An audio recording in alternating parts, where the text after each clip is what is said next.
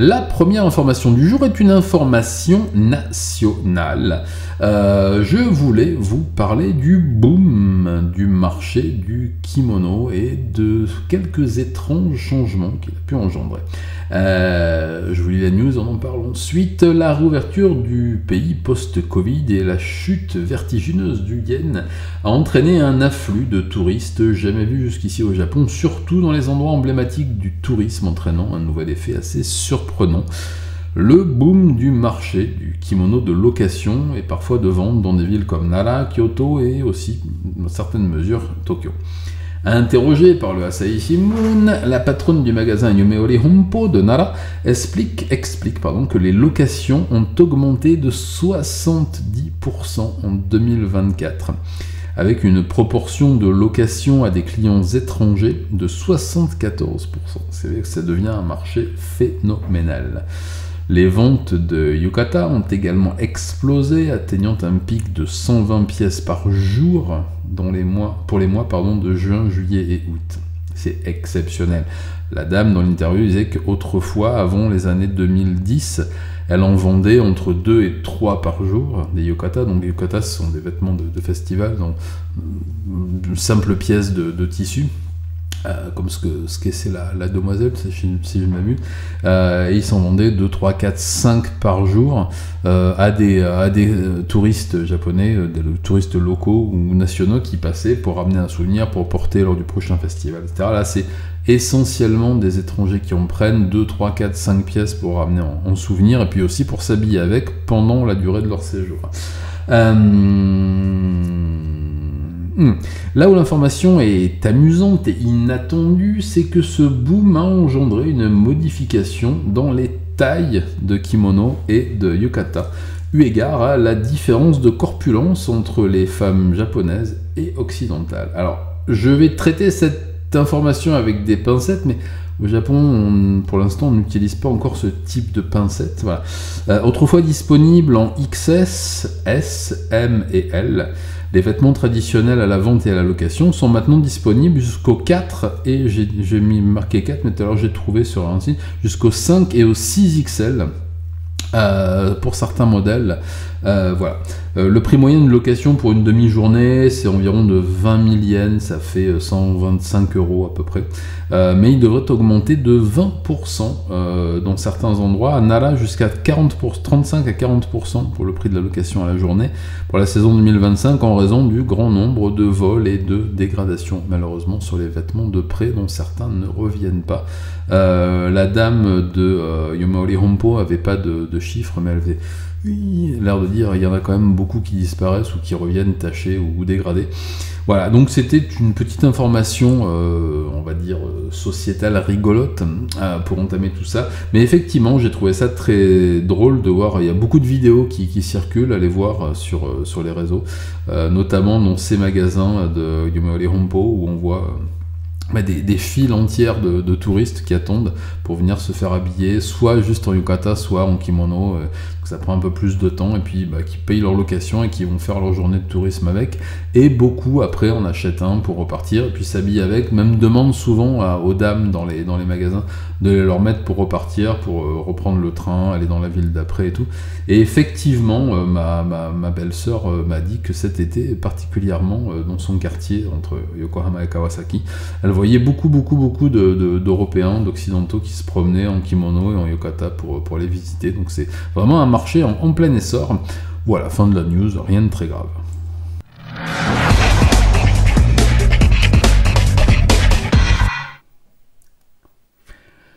La nouvelle suivante nous amène à Niigata, dans la préfecture du même nom, où une femme de 80 ans et son fils de 53 ans ont été retrouvés décédés dans leur baignoire. La police de la ville de Niigata enquête sur la mort d'une femme de 80 ans et de son fils de 53 ans dont les corps ont été retrouvés jeudi soir dans leur baignoire, dans leur maison. La police soupçonne que la mort de Sakae Keiko et de son fils aîné, Hidekazu, qui vivait avec elle, pourrait être un meurtre-suicide. Voilà. Une autopsie a révélé que les deux sont morts par noyade assistée pour la mère, parce qu'on a retrouvé des traces sur son front et sur ses tempes, donc elle a été enfoncée sous l'eau. Et une forte quantité d'alcool dans l'organisme du fils Hidekazu. La police n'a pas précisé s'il y avait d'autres signes extérieurs de blessures sur les corps qui pourraient impliquer une tierce personne. A priori non, ils n'ont pas précisé.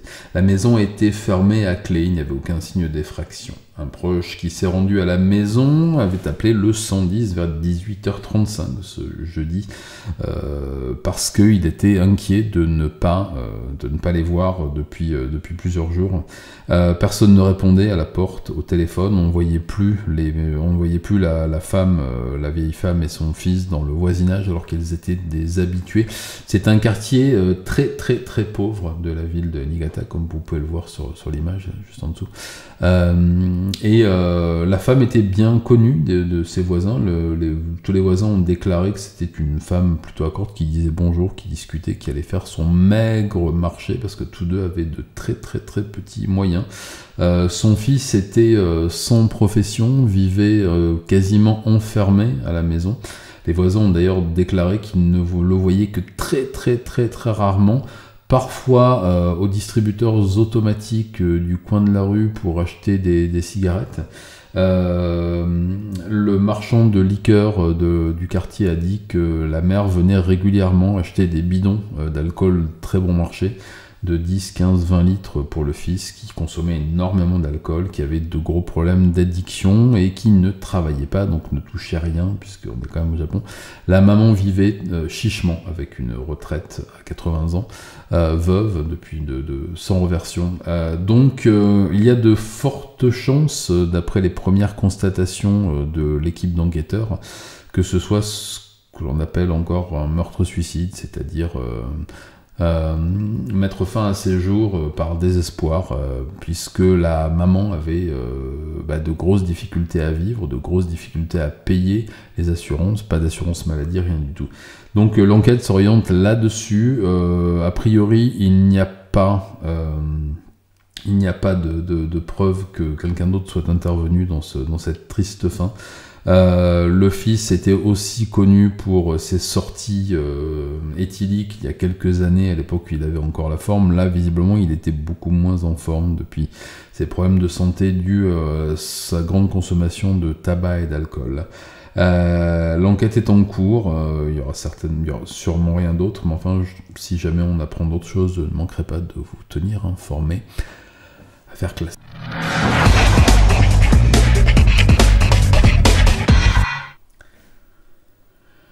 Ah là là là là, la nouvelle suivante est une nouvelle nationale et on va parler un peu de la réforme de la loi sur les stupéfiants et plus particulièrement sur le cannabis. Voilà, comme vous voyez ici en bas, là, faut que je m'habitue ici, là.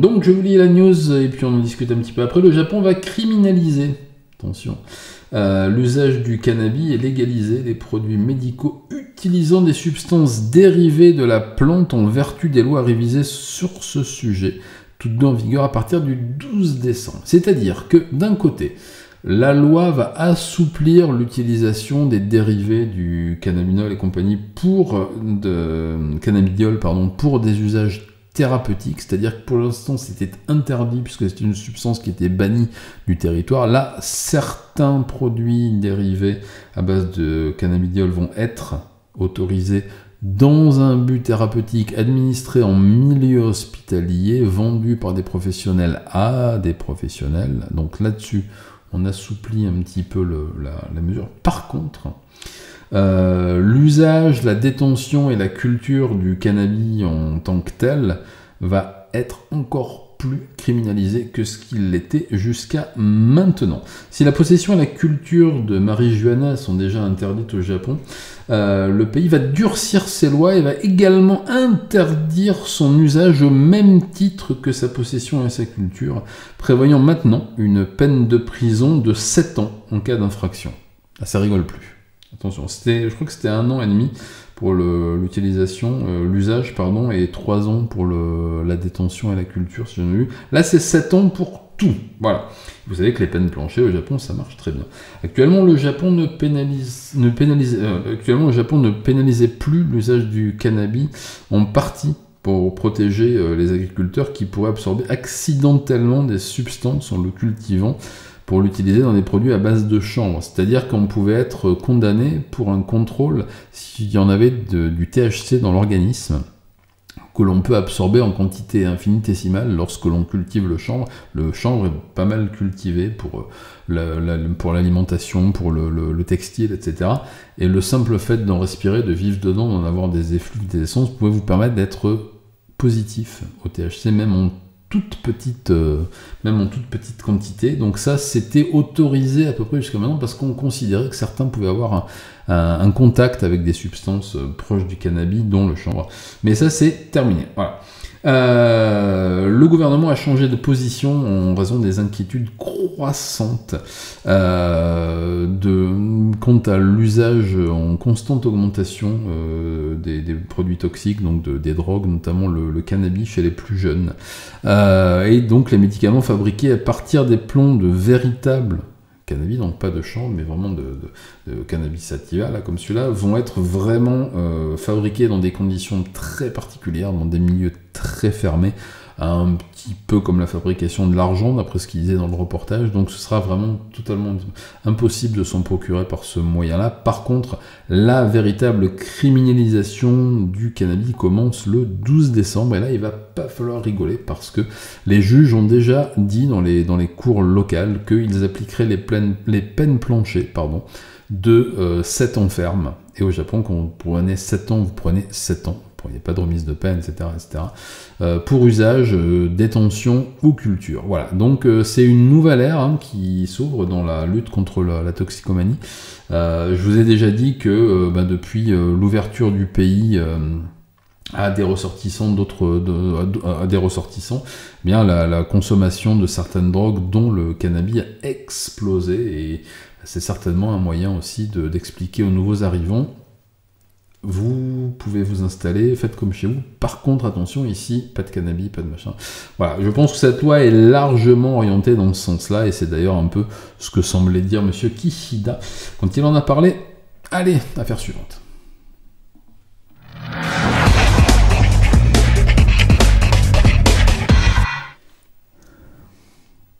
La nouvelle suivante nous emmène à Tsu, dans la préfecture de Mie, où la police a arrêté un lycéen de 18 ans soupçonné de sextortion après avoir menacé une jeune fille de 16 ans et plusieurs autres jeunes filles de publier des photos d'elle nues en ligne si elles refusaient d'avoir des relations S avec lui.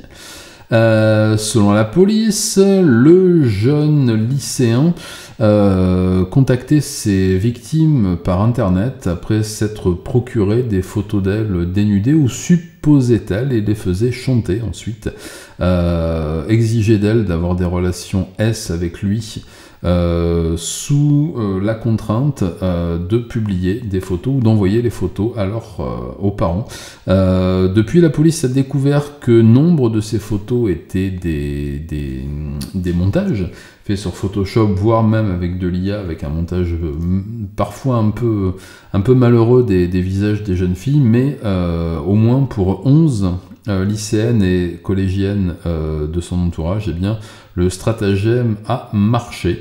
Par contre, la dernière, une jeune lycéenne de 16 ans, a refusé de se soumettre et a prévenu ses parents, qui ont prévenu la police, qui a enfin mis un terme à ce manège et à ces yoles à répétition.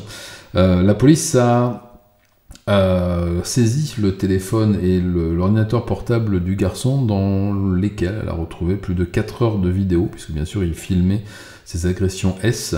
Pour l'instant, les enquêteurs ne savent pas vraiment la manière et le moment où le suspect a obtenu les photos des jeunes filles, les 2 photos authentiques des jeunes filles qu'il a pu se procurer. Peut-être dans un système de caméra interne dans les clubs de sport, c'est ce que pense pour l'instant le premier enquêteur. En tout cas, ce jeune Ce jeune lycéen de Tsu a été mis en examen pour viol par ruse et agression S sur mineurs de moins de 18 et de 16 ans, puisque la plus jeune avait 15 ans, pardon, j'ai dit 16, elle avait 15 ans. Il a été transféré dans un centre de rétention, pour l'instant pas de détention pour mineurs, puisque là il l'est encore, selon l'ancienne loi, il va être jugé comme un adulte et transféré dans un autre centre sans tarder.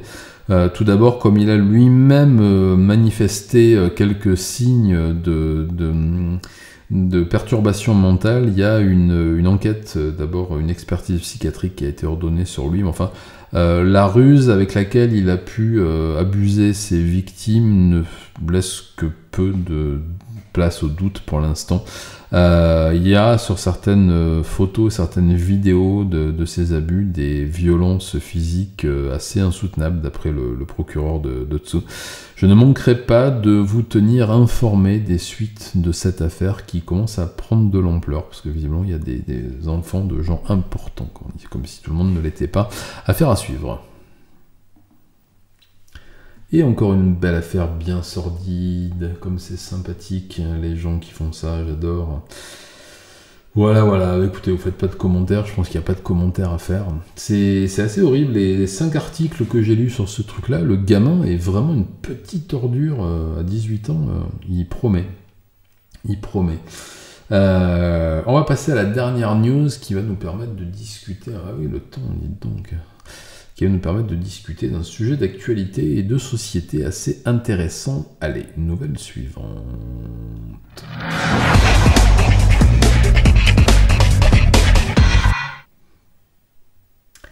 La nouvelle suivante est une nouvelle nationale et il va nous permettre de parler de féminisme et puis d'évolution à petits pas de fourmi, de la condition féminine, la condition d'épouse aussi au Japon, puisque suite à une enquête diligentée par le gouvernement, eh bien on s'est aperçu que 80% des responsables de collectivités, que ce soit des maires, des adjoints, des responsables de CADA, etc., sont favorables au changement de nom de famille du conjoint. Ça peut vous paraître très anecdotique, mais la loi japonaise stipule que lorsque vous vous mariez, vous prenez obligatoirement le nom de votre époux.